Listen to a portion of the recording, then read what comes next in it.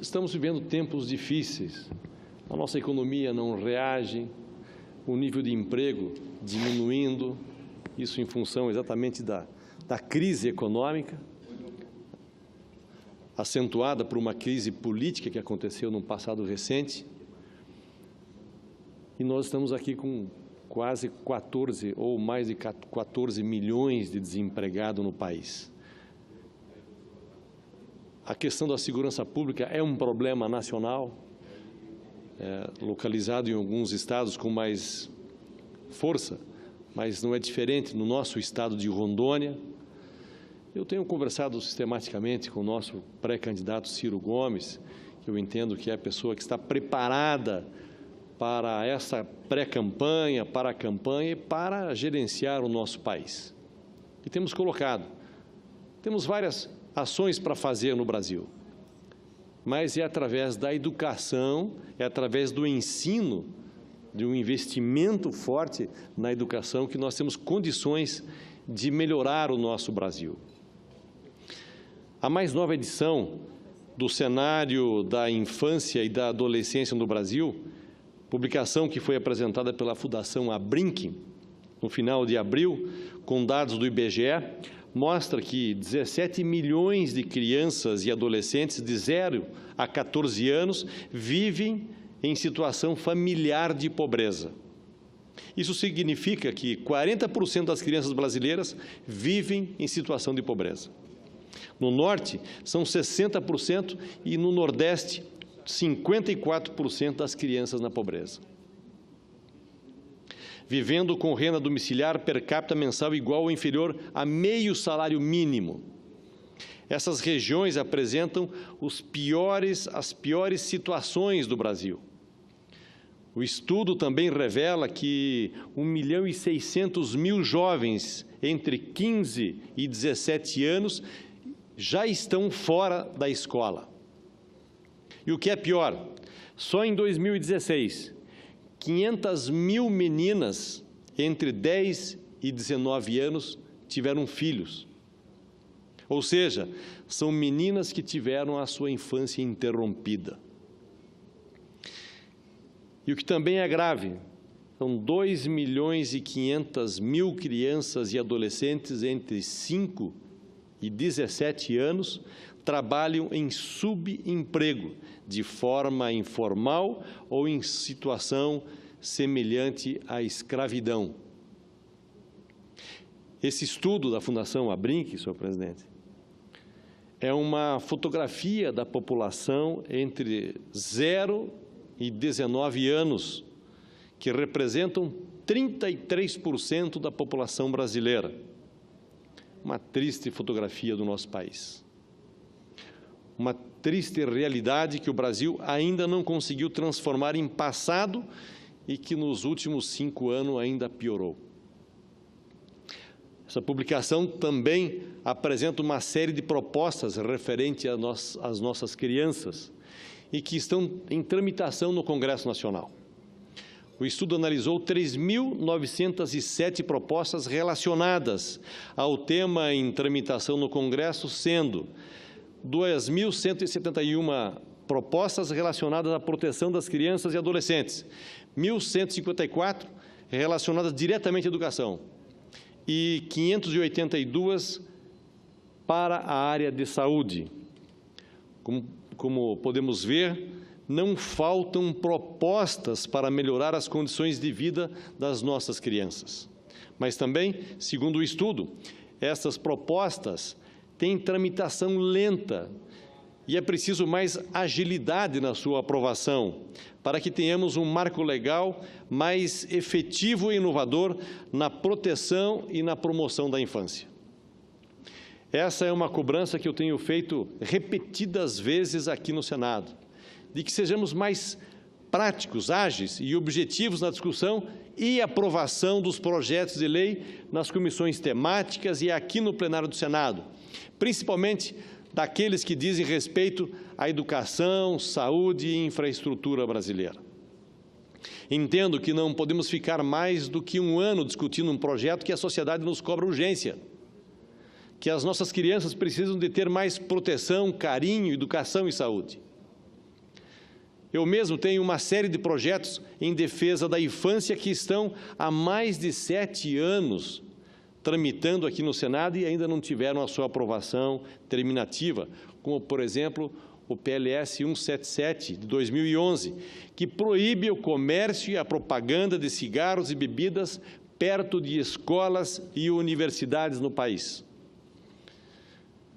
Considerando que outro estudo feito pela SENAD, Secretaria Nacional de Política sobre Drogas, do Ministério da Justiça, mostra que o início do consumo de álcool no Brasil tem ocorrido entre 11 e 13 anos de idade e que os jovens entre 18 e 24 anos são os que mais consomem álcool no nosso país.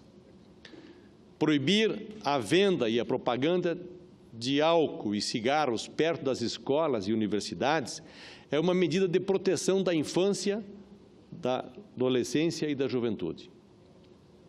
É por isso que criamos, em 2010, a campanha Saúde Sempre, Drogas Jamais, com diversos parceiros, como escolas, igrejas, associações comunitárias e de classe, e também com o apoio do Conselho Estadual de Entorpecentes, o CONEM, para prevenir as nossas crianças, adolescentes e jovens sobre o uso de álcool e drogas. Esses projetos são tão importantes justamente porque o álcool e as drogas estão entre os principais fatores que contribuem para a desestruturação das famílias e a manutenção das crianças na pobreza. Porém, mais do que combater os efeitos da pobreza e da miséria, precisamos trabalhar também de forma preventiva, atacando o problema na sua raiz, que é a falta de educação para as nossas crianças, para o nosso povo. Visitando os bairros pobres das cidades de Rondônia ou de qualquer cidade do país, podemos constatar a ausência do Estado, a carência de escolas, principalmente de creches, de áreas esportivas e de lazer, pois o poder público faz muito pouco na periferia, muito menos do que deveria. Portanto, o nosso grande desafio é levar educação de qualidade para os bairros, para as periferias das nossas cidades. Há muito tempo venho insistindo na necessidade de um planejamento estratégico a longo prazo para a educação brasileira, para tirarmos o Brasil dessa dependência tecnológica estrangeira, da desindustrialização, da baixa produção de conhecimento e de pouca inovação. Embora sejamos um povo extremamente criativo, inteligente e com capacidade para empreender e inovar em todas as áreas. Não faz muito tempo, há menos de 40 anos, a Coreia era sinônimo de pobreza, guerra, violência, ao ponto de chamarmos aqui no Brasil os bairros da periferia de Coreias, assim como ainda chamamos os morros de favelas.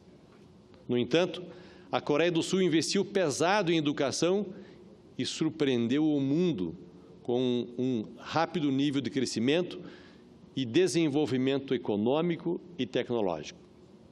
A Coreia do Sul deu um belo exemplo ao mundo, tornando-se um país moderno e desenvolvido basicamente através da educação.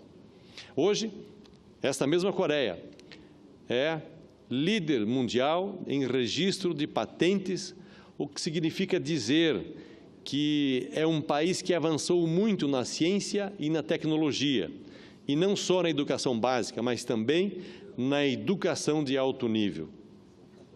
O nosso caminho tem que ser o mesmo, o da educação, pois só teremos condições de nos transformar num país de primeiro mundo, num país desenvolvido, num país respeitado, se realizarmos um investimento maciço, objetivo, racional e com muita eficiência na educação para a população brasileira. Precisamos eleger a educação como prioridade e ter o aumento crescente dos investimentos em educação como uma política de Estado. O ministro da Educação, assim como os secretários estaduais e municipais da educação, precisam ser técnicos nesta área, conhecedores da pedagogia, das ciências e capacitados para a gestão da educação. Precisamos de uma escola que ofereça ambiente agradável, confortável, capaz de despertar na criança o desejo de retornar à escola todos os dias. Como as duas escolas padrão MEC para a educação em tempo integral que ajudamos a construir em Porto Velho e Ji-Paraná.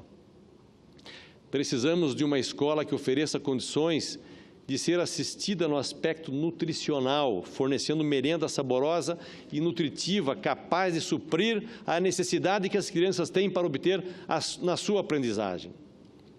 A escola que queremos tem que ter professores capacitados, bem remunerados, aptos e desejosos de aplicar metodologias modernas. Professores que levem até as crianças a preparação necessária para enfrentar os desafios que a vida apresenta. Desejamos uma escola que forme integralmente a criança, preparando cada uma delas como ser humano de caráter inabalável, oferecendo informações e conteúdos, construindo um cabedal de conhecimento que a prepare para a vida digna, capaz de entender que o trabalho dignifica o homem e que, através dele, cada cidadão possa colaborar para o progresso do nosso Brasil. Nós sonhamos com uma escola que eduque e forme alunos capazes de pensar, refletir e avaliar situações a ponto de levá-los a despontar no cenário nacional, equiparando o nosso nível de desenvolvimento com outros países, tal como a Coreia do Sul, Finlândia, China, Japão e o Chile. Sabemos que sem a preparação do ser humano, jamais haverá desenvolvimento. Sabemos que a educação de qualidade é o único caminho para a qualificação e o desenvolvimento de um povo. Portanto, nunca vou parar de cobrar mais investimentos na educação e que as metas do plano de desenvolvimento da educação sejam todas perseguidas e alcançadas. Não apenas os 10% do PIB para a educação, mas principalmente as metas que dizem respeito à universalização do ensino em todos os níveis, a adoção da educação em tempo integral em 50% das escolas públicas, a elevação dos indicadores de qualidade e desempenho dos alunos para que possamos triplicar as matrículas na educação profissional. O Brasil é um dos países que menos gastam com alunos do ensino fundamental e médio, mas as despesas com estudantes universitários se assemelham aos países europeus, segundo a Organização da Cooperação e Desenvolvimento Econômico. O Brasil gasta anualmente $3.800 por aluno do primeiro ciclo do ensino fundamental até a 5ª série. A Argentina gasta $3.400, o México, $2.900, a Colômbia, $2.500. Já os que mais investem são Luxemburgo, com $20.000 por aluno, os Estados Unidos, com $15.000, Suíça, $14.000 e Noruega, com $13.000 de investimento por aluno. Senhor presidente, precisamos ampliar os investimentos em educação. Mas não basta isso, precisamos investir melhor no ensino no Brasil. Precisamos olhar agora para o futuro e procurar conquistá-lo através da educação de qualidade. Só assim vamos retirar as crianças e a população da pobreza, elevar o nome do nosso país e melhorar a qualidade de vida do nosso povo. Eu entendo que só assim, senhor presidente, nós vamos melhorar a economia do Brasil, gerar emprego, gerar renda e aumentar as exportações daquilo que nós produzimos. É esse o caminho que nós temos que seguir. temos debatido amplamente essa questão no PDT regional no estado de Rondônia, no PDT nacional com o nosso pré-candidato Ciro Gomes. E é esse, de fato, o caminho que Brizola já nos ensinou. Vamos investir nas escolas, vamos investir nas nossas crianças, nos nossos jovens e nos nossos adolescentes. Muito obrigado, senhor presidente.